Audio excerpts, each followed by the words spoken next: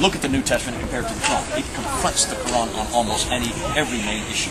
On every important issue, especially on the person of Jesus Christ and the authority of Scripture. And that's why we've got to come up with defenses. Now here's what they're asking, and it's not just the Muslims, everybody's asking this, and it's a completely different set of questions than what we got with the British Museum. Because there it was the Old Testament, people were just looking at the historicity of those texts. What they're saying about the New Testament is, first and foremost, why don't we have the originals, and who is responsible for choosing the 27 books we have, and why weren't other books chosen that should have been chosen that are much more authoritative, like the Gospel of Barnabas, the Gospel of Judas, the Gospel of Thomas, the second letter of Clement. All these that are much more authoritative because they're the ones that Dan Brown said are authoritative.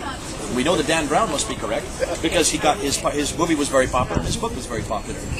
But what they're asking is much more important. They're saying, can we trust the New Testament that we have, since we don't have the original manuscripts? We have the original manuscript for the Quran. Why don't you have it for the Bible? They're saying. Now, how do you answer that? Well, let's start and let's go through each one of these and let's try to answer them as best we can. First of all, how is it that we came to those 27 books? Well, the reason we came to those 27 books was because there was 5 criteria that was demanded of all those 5. The first one is, did it have apostolic authority? Secondly, those who were the authors, were they trusted by the church? In other words, did they have authority within the church to be apostles to begin with? Thirdly, is there anything in those scriptures that was there anything that contradicted other scripture? If so, if in doubt, throw it out. If there's anything that contradicted previous scripture, or contradicted one of its own, of other books within the New Testament, you throw it out. Fourthly, was it accepted by the early church? In other words, was it read all over the early church? Did they accept all of them? And then fifthly, did it change lives? And those are the 5 criteria. Some would say there's some other criteria that could be added to that, but those are the 5 main criteria that was applied to the canonicity of the New Testament. Now, what about their dates? How do we know how old or how early they are? Are they not written much later and redacted back? That's one of the claims. Probably the best way to come to dates is probably to use the same thing that we use in the British Library, British Museum, and that is, let's look at names, dates, peoples, and events. And what is probably the best book for that? The book of Acts.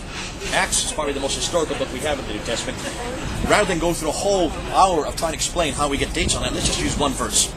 Acts chapter 18, verse 12. The way to remember it is 18:12. That's all I remember. Acts 18, verse 12 mentions that Gallo was a proconsul. Now that was been hotly disputed by many historians, because Pliny talks about Pliny. Pliny, who is the historian for the late first century, he mentions Gallo quite often, but he never mentions that he was a proconsul, which suggests that whoever wrote Acts chapter 18 got it wrong. So many historians believe that possibly the book of Acts was written in the 2nd century, redacted back to a person named Luke, but we have no proof of that. And this is proof that it's not historical, therefore let's go with Pliny. That was until the Delphi inscription was discovered in the last century. When they read the Delphi inscription, it mentions about Gallo, and it mentions that Gallo was a proconsul for 1 year, and 1 year alone, in 52 AD. Proving that the book of Acts is correct. He was a proconsul, just for that 1 year. Also proving that whoever wrote the book of Acts could not have written in the 2nd century. This had to have been written close to 52 AD.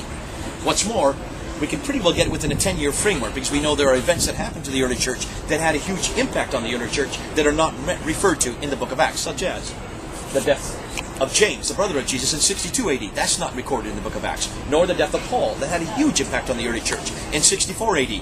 Or the death of Peter, the head of the church, who was crucified upside down in 65 AD. Or the insurrection by the Jews there in Jerusalem in 66 AD, and especially the destruction of Jerusalem in 70 AD. This had a huge impact on the church because they were all then thrown out and they had to go to the diaspora. Why are these events not written in the book of Acts? Because they all happened after the book of Acts was closed. Which means the book of Acts had to be written before 62 AD, but after 52 AD, within that 10-year period.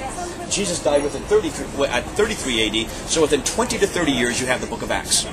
Alright, you see my logic in that? We know that Luke also wrote the Gospel of Luke about the same time as Matthew. Mark would have been written earlier than that, so they would have been written earlier than 52 or 62 AD, which means you have 3 of the Gospels. We know all of Paul's letters were written within 15 to 20 years of Christ's death. So you have all of Paul's letters, 3 of the Gospels, the book of Acts, all written within 40 years of Christ's death. 30 years of Christ's death. Why is that important? It's not enough time to develop a theology or anything. Okay, that's one area. But remember what I said to Abdul at the British Museum. Why is that important? What was my biggest accusation against Abdul? Corruption. Corruption and exaggeration to oral tradition. Yeah. Okay, oral tradition. The problem with oral tradition.